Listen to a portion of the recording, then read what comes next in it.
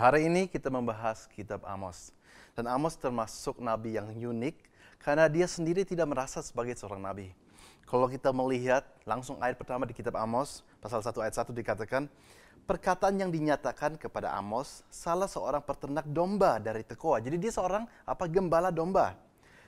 Tentang Israel pada zaman Uzia, Raja Yehuda, dan dalam zaman Yerobeam anak Yoas, Raja Israel 2 tahun sebelum gempa bumi. Jadi ayat 1 ini menjelaskan siapa Amos itu dan pada zaman mana dia bernubuat, yaitu dikatakan pada zaman siapa?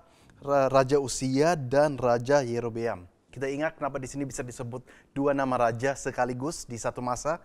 Karena Israel sudah terbelah dua, ada utara, ada selatan, ada yang disebut dengan Yehuda, ada yang disebut dengan Israel.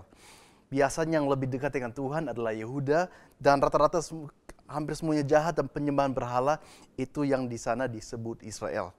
Dan salah satunya saat ini lagi adalah Raja Yerobeam, Raja Israel.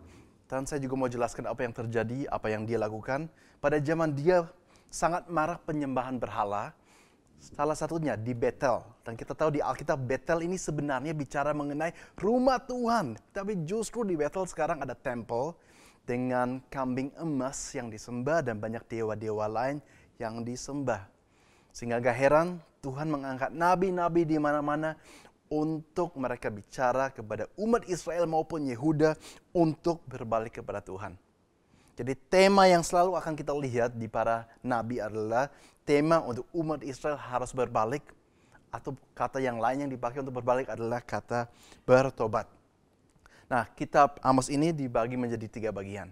Pasal 1 dan 2 itu peringatan untuk bangsa-bangsa lain. Bagaimana Tuhan bicara, oke, bangsa-bangsa lain yang buat banyak kejahatan, ada hukumannya nanti loh.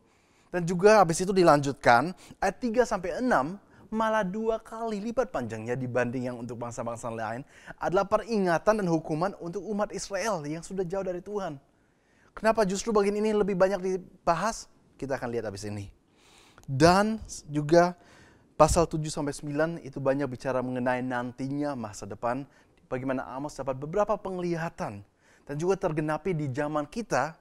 Kalau kita melihat contohnya di perjanjian barunya nanti, Kisah Rasul pasal 7, bahkan Stefanus pun ngutip mengenai hal-hal yang Amos nubuatkan. Karena baru digenapi pada waktu itu dan sampai hari ini. Mengenai bagaimana ada kasih karunia Tuhan yang begitu melimpah untuk seluruh dunia. Sehingga barang siapa yang percaya pada Tuhan bisa diselamatkan. Tapi coba sekarang kita melihat pada inti dari kitab Amos, yaitu terutama pasal 3 sampai 6, di mana pemberitaan untuk umat Israel waktu itu untuk bertobat. Satu hal yang sering diangkat, topik yang diangkat oleh Amos adalah social justice atau keadilan sosial. Dan apalagi kita tahu tahun-tahun ini, dari beberapa tahun kemarin sampai hari ini, social justice di media menjadi satu hal yang begitu banyak dibahas. Tapi Anda tahu nggak, paling bagusnya dan paling detail, social justice yang benar seperti apa, justru dibahas dalam Alkitab. Antara lain, sangat diangkat di dalam kitab Amos ini. Kita melihat pasal 5 ayat 24. Dikatakan begini, tetapi biarlah keadilan bergulung-gulung seperti air dan kebenaran seperti sungai yang selalu mengalir. Di sini umat Israel dikasih tahu gimana seharusnya keadilan dan kebenaran yang sebenarnya. Kenapa? Karena beberapa dari orang Yehuda, mereka memang masih menyembah Tuhan dan mereka pergi ke bait Allah, membawa korban, melakukan hal-hal yang memang sudah diperintahkan di kitab Musa. Tapi itu semua perbuatan-perbuatan yang cuman bersifat beribadah. Tapi kalau melihat kehidupan mereka yang di luar itu, mereka nggak pedulikan yang miskin, mereka nggak pedulikan mereka yang di dalam kekurangan, dalam kebutuhan, dan nggak ada belas kasihan dari umat Israel, dari umat Yehuda untuk mereka yang membutuhkan. Dan diingatkan kembali di sini bahwa seharusnya ada keadilan, ada kebenaran keluar dari kehidupan mereka. Itu social justice yang sebenarnya. Dan bagi Tuhan bukan cuma soal beribadahnya, tapi bagaimana interaksi dan relasi kita dengan orang-orang lain. Itu yang dibahas di sini. Jadi sekali lagi, biar lebih jelas dikatakan, tetapi biarlah keadilan bergulung-gulung seperti air dan kebenaran. Jadi ada kata keadilan dan kebenaran seperti sungai yang selalu mengalir. Satu hal yang kita harus mengerti, kalau ditulis di sini keadilan dan kebenaran, Ini mungkin, apalagi kata kebenaran, bagi kita itu satu kata yang lebih banyak bicara mengenai doktrin. Lebih banyak bicara mengenai hal-hal yang kita harus belajar dari Alkitab. Tapi dari bahasa Israel, kalau kita baca ini sebuah ajakan untuk bukan cuma belajar, tapi berbuat. Doktrin firman Tuhan terutama adalah untuk dilakukan, untuk berbuat. Jadi ada sebuah pekerjaan yang harus dilakukan. Saya tahu hari-hari ini seringkali gereja itu banyak anti dengan kata pekerjaan, dengan kata works. Works karena merasa kalau works berarti semuanya bukan karena kasih karunia. Enggak. Memang kita diselamatkan dan kita bisa buat apapun. Itu karena kasih karunia Tuhan yang mengalir dalam diri kita.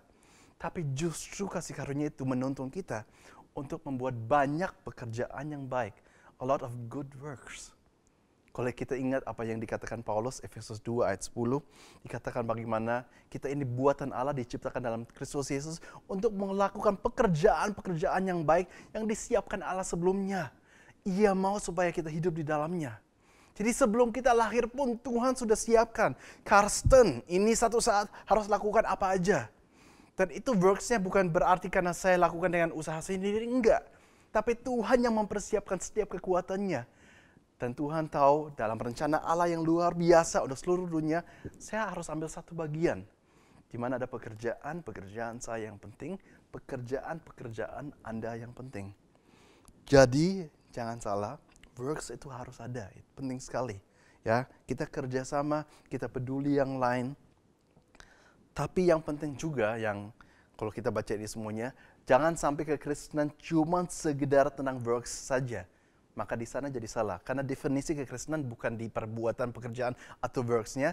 Kekristenan memang mengenai Yesus apa yang dia buat bagi kita ya. Jadi kita tahu Injil. Tapi satu bagian yang di dalam firman Tuhan juga adalah bagaimana kita menghidupi hal-hal yang kita belajar. Dan itu yang namanya works. Jadi jangan sampai kita ambil satu ekstrim. Ekstrim satunya cuma belajar doang, mengerti doktrin. Ya seperti mungkin Farisi atau seperti yang dilakukan banyak di zamannya Amos. Tapi jangan juga satu ekstrim di mana cuma perbuat, tapi nggak pernah mau tahu tentang apa kata Alkitab, nggak pernah mau belajar doktrin dan sebagainya. Harus dua-duanya. Itu sebabnya begitu indah kalau kita melihat Injil, bagaimana saling memperlengkapi. Kalau kita melihat Matius contohnya, dan apalagi sekarang lihat amanat agung di Matius, pasal 28 ayat 19 dan 20 dikatakan, pergilah jadikan segala bangsa muridku dan ajarlah mereka melakukan segala sesuatu yang kuperintahkan kepadamu. Jadi fokusnya kepada kita membuat orang itu disciple, murid, dan kita ajari firman Tuhan, ajari doktrin. Tapi itu kan cuma satu sisi. Contohnya sekarang kita lihat Injil yang lain, Markus. Justru di sana kata-kata terakhir yang disebut oleh Yesus yang kita baca, jadi bisa dikatakan seperti amanat agungnya versi Markus sekarang, pasal 16 ayat 17 dan 18 dikatakan, tanda ini menyertai orang percaya. Mereka akan mengusir setan, mereka akan bicara dalam bahasa yang baru, dan mereka akan sembuhkan orang-orang sakit. Banyak fokus kepada works, pekerjaan yang harus dilakukan. Sehingga kalau kita baca semuanya, kita melihat menjadi satu kelengkapan. Kita dalam menjadi seorang Kristen sangat seimbang. Kita cinta firman Tuhan dan mau pelajarinya, tapi sekaligus kita juga banyak menghidupinya. Dua-dua harus ada. Dan Amos lagi dipakai Tuhan untuk mengingatkan umat Israel, umat Yehuda waktu itu, untuk nggak cukup bagi yang waktu itu memang masih setia dengan Tuhan, untuk cuma beribadah, tapi juga harus pedulikan dan bekerja untuk orang-orang sekelilingnya, supaya hidup mereka pun bisa nyaman dan enak. Kita harus punya belas kasihan untuk mereka. Nah, kalau sekarang juga di luar itu ya, ini kan tadi inti mengenai Amos. Tapi saya juga ingin melihat beberapa aplikasi yang kita bisa terapkan hari ini dalam hidup Anda, dalam hidup saya. Kalau saya lihat dalam pasal 3 ayat yang kedua, di sini ada ayat yang menarik. Dan tadi saya kan katakan di awal pelajaran ini, ternyata fokus paling besar, yaitu selama 4 pasal, adalah peringatan untuk umat Israel. Dan ayat 2 mengatakan dalam pasal 3, hanya kamu yang ku kenal, K-nya besar, berarti Tuhan yang lagi bicara kepada Israel. Hanya kamu yang ku kenal dari segala kaum di muka bumi. Sebab itu aku akan menghukum kamu karena segala kesalahanmu. Jadi Tuhan katakan justru karena kamu yang saya kenal, mungkin bangsa-bangsa lain enggak kenal dalam artian intim dan dekat, maka hukuman untuk kamu itu malah justru melebihi dibanding untuk bangsa-bangsa lain. Dan tema yang sama masih dibawa sampai perjanjian baru. Kalau kita melihat apa yang dikatakan oleh Yesus, dia pernah bilang begini, kepada siapa banyak diberikan, banyak dituntut. Karena itu of course make sense sekali. Kita dalam kehidupan sehari-hari juga seperti itu. Kalau ada anak kecil membuat kesalahan, dan kesalahan yang sama dibuat oleh orang dewasa, lebih parah kalau orang dewasa yang melakukan. Anak kecil belum mengerti, orang dewasa mengerti. Itu yang dimaksudkan oleh Yesus. Kepada barang siapa banyak diberikan, banyak dituntut. Amos pun katakan, umat Israel kamu jangan senang bangsa-bangsa lain dihukum, kamu pun dihukum. Justru kamu lebih. Karena harusnya kamu yang intim dengan saya, kamu yang lebih mengerti. Jadi memang Tuhan hukum, tapi kita ingat sesi-sesi yang sebelumnya. Bukan karena Tuhan jahat. Karena Tuhan tahu dia sudah pakai begitu banyak cara untuk bicara, umat Israel tetap nggak mau dengar. Ya ini cara terakhir. Supaya paling nggak, akhirnya umat Israel bertobat. Karena kerinduan Tuhan adalah gimana pun juga caranya pada akhirnya umat Israel bisa berbalik kepada Tuhan. Sebenarnya menarik ya, kalau kita melihat bahkan di film-film superhero, contohnya Spider-Man. Di sana ada satu kalimat yang begitu identik dengan Spider-Man, di mana pernah waktu itu, mungkin Anda tahu ya, Spider-Man itu pernah lelah untuk menolong begitu banyak orang. Tapi dia mendengar sebuah kalimat yang dikatakan kepada dia yang menjadi akhirnya moto hidup dia. Yaitu, with great powers come great responsibilities.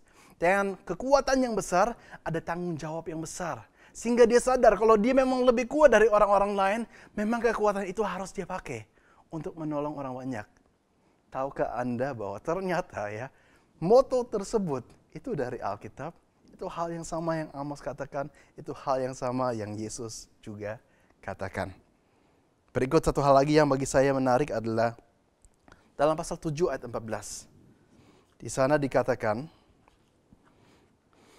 jawab Amos kepada Amazia. Dan di sini Amos menjelaskan siapa dirinya. Aku ini bukan nabi. Anda ingat tadi kita katakan Amos ini unik karena dia seorang yang merasa bukan nabi dibanding nabi-nabi yang lain. Aku ini bukan nabi dan aku ini tidak termasuk golongan nabi. Melainkan aku ini seorang peternak dan pemungut buah arah hutan. Jadi dia seorang pekerja di dunia sekuler. Ayat 15. Tetapi Tuhan mengambil aku dari pekerjaan mengiring kambing domba. Dan Tuhan berfirman kepadaku, pergilah, bernubuatlah terhadap umatku Israel. Ini sebuah hal yang luar biasa mengenai panggilan. Saya yakin pada kita semua ada sebuah panggilan. Tentunya bukan setiap orang dipanggil untuk menjadi seorang pendeta, menjadi seorang penginjil. Kita dipanggil semuanya pekerjaannya beda-beda. Bisa di dunia sekuler, bisa di dunia pelayanan. Tapi walaupun di dunia sekuler, ada tugas yang tetap Tuhan berikan kepada kita setiap anak Tuhan. Untuk berangkat, untuk memberitakan Injil, untuk memberitakan kebenaran. Hal yang sama yang Tuhan kasih tahu kepada Amos. Amos, walaupun kamu peternak, tapi saya mau kamu berangkat. Orang harus mendengar kebenaran. Dan saya cuma mau ingatkan kita semua. Ada sebuah tugas-tugas mulia yang ada pada kita semua. Apapun pekerjaan kita, percayalah Tuhan akan pakai hidup Anda dan hidup saya untuk membawa orang banyak mengenal pada Tuhan Yesus Kristus. God bless you all.